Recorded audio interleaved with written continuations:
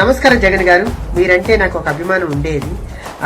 మీరు అంటున్నారు కదండి, ఆ వీడియో చూపించి ఆ అమ్మాయిలతో అశ్లీలంగా డాన్స్ చేస్తున్న మంత్రి గారు అనేసి.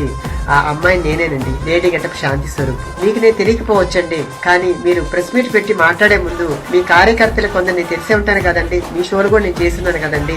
కొందరు మంత్రులకి, ఎమ్మెల్యేలకి, ఎంపీలకి నేను తెలిసే ఉన్నాను. కనీసం వాళ్ళు అడుగున్నా మీకు చెప్పేవారేమో. అది మీరు నిజ నిజాలు తెలుసుకోకుండా ఆ లేడీస్ తో అసభ్యంగా ప్రవర్తిస్తున్న మంత్రి గారు అనేసి ప్రచారం చేస్తున్నారండి.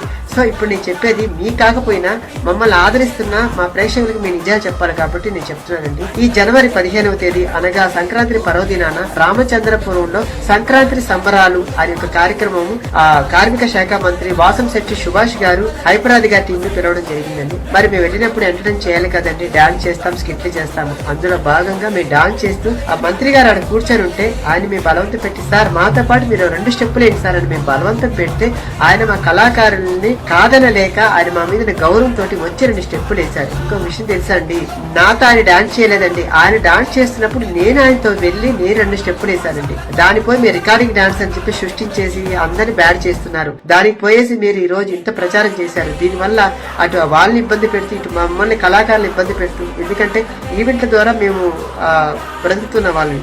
దానివల్ల మాకు రేపు మాకు కొంచెం బ్యాడ్ అవుతుంది కదండి. మీరు పెద్దవారు, అది ఆలోచించకుండా మీరు ఈ రోజు ఇంత ప్రచారం చేయడం కరెక్ట్ కాదండి.